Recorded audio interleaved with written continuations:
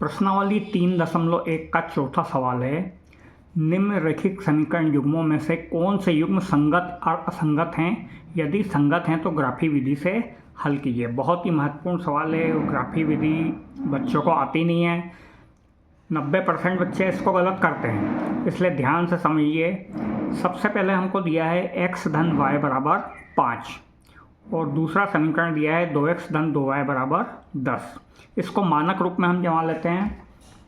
x धन y, 5 को इधर पक्षांतर कर दो, ऋण 5 बराबर 0 और 2x धन 2y, 10 को इधर पक्षांतर कर दिया तो ऋण 10 बराबर 0। पहले समीकरण से a1 b1 c1 के मान निकलेंगे तो a1 बराबर आ गया 1, b1 बराबर y का गुणांक यानी 1 और c1 बराबर अचर पद यानी ऋण 5। दूसरे समीकरण से a2 बराबर 2, b2 बराबर 2 और c2 बराबर आ गया ऋण 10। a1 बटे a2 निकाल लिया हमने। a1 बटे a2 आ गया 1/2, b1 बटे b2 1/2, c1 बटे c2 ऋण 5 बटे ऋण 10 यानी ऋण से ऋण कट गया, 5 एकम 5, 5 दूनी 10, 1/2। a1 अपन a2 बराबर b1 बटे b2 बराबर c1 बटे c2, तीनों बराबर आ गए। जब तीनों बराबर होते हैं तो हमें मालूम है कि रेखाएं क्या होती हैं, समपाती होती हैं। वो समीकरण निकाय के अनेक हल होते हैं, इसलिए यह समीकरण निकाय जब हल होगा इसका तो यह संगत होगा। अब हम पहले समीकरण से x और y के मान निकालेंगे। पहले समीकरण में y का मान हम 1 रखते हैं। y का मान 1 रख दो या ऊपर आ जाओ, 1 रख दिया तो x का मान आ गया 4। फिर y का मान हमने 2 रख दिया तो 5 में से 2 गया तो x का मान आ गया 3।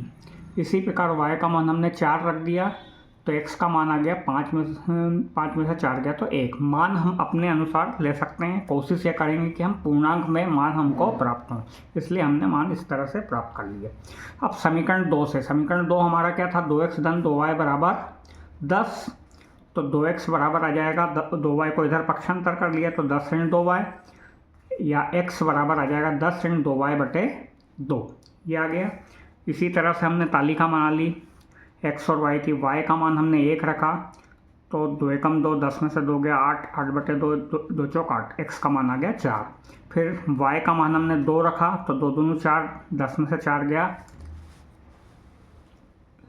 10 में से 4 गया 6, तो 2 तिया 6। फिर y का मान हमने रखा 4, y का मान हमने रखा 4 तो 4 दूनी 8, 10 में से 8 गया 2, 2 एकम 2, ये आ गया। दोनों तालिकाओं को हम देखेंगे तो x और y के मान हमको बराबर आ रहे हैं, क्योंकि रेखाएं समपाती हैं, अर्थात एक के ऊपर से एक सही आएंगी। ये हमने ग्राफ बना लिया, x अक्ष बना लिया आड़े में, ये हो गया x, ये x डैश और ये हो गया y और y डैश। ये बना लिया हमने। x अक्ष पर दाईं तरफ मूल बिंदु, बीच में 0 0 0, फिर ये +1 +2 +3 +4, बाएं तरफ -1 -2 -3 -4। इसी तरह x अक्ष पर ऊपर की तरफ सारे बिंदु पॉजिटिव हैं और नीचे की तरफ नेगेटिव हैं। अब हमको x का मान 4 है और उसके लिए y का मान कितना मिल रहा है, 1 मिल रहा है। तो x अक्ष पर हम देखेंगे कि 4 कहाँ है, ये 4, और 4 के सामने हम y कितना ले लेंगे, 1, तो ये 4 1 मिल गया।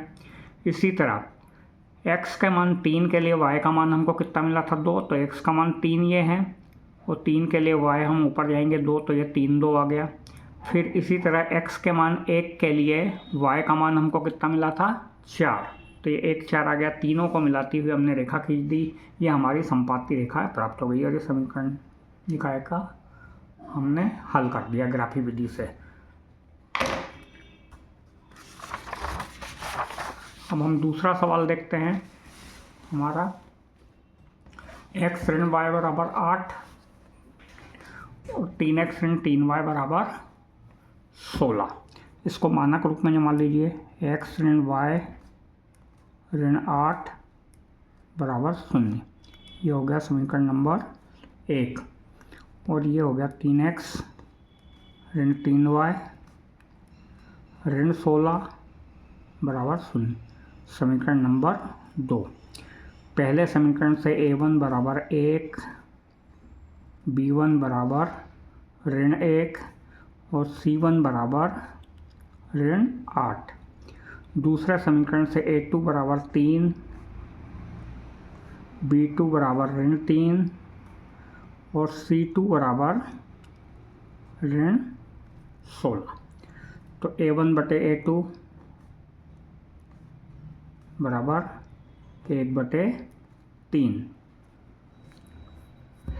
B1 बटे B2 बराबर ऋण 1/3, ऋण से ऋण कट गया, बराबर कितना है 1/3। और C1 बटे C2 ये बराबर सा जाएगा ऋण 8 बटे ऋण 16, ऋण से ऋण कट गया, 8 एकम 8, 8 दूनी 16 बराबर 1/2। 1/2 प्राप्त हो गया। तो ये हमको प्राप्त हुआ क्योंकि A1 बटे A2 बराबर B1 बटे B2 is not equal to C1 बटे C2। तो ये कंडीशन में क्या होती हैं, रेखाएं समांतर होती हैं, इसलिए रेखाएं समांतर होंगी।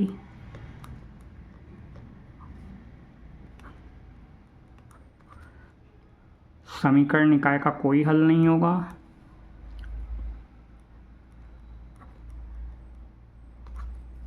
समीकरण निकाय का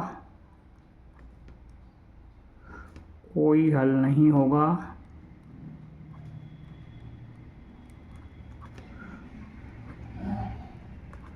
तथा समीकरण निकाय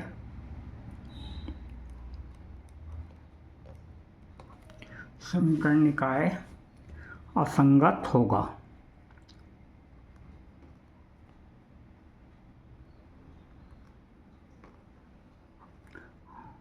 संगत होगा। तो ये प्रश्न क्रमांक 4 के 2 सवाल आज हमने हल किए। बहुत बहुत धन्यवाद। मेरे चैनल को सब्सक्राइब कीजिए, लाइक और शेयर का बटन अवश्य दबाइए और कमेंट सेक्शन में कमेंट अवश्य डालिए। मिलते हैं अगले वीडियो में।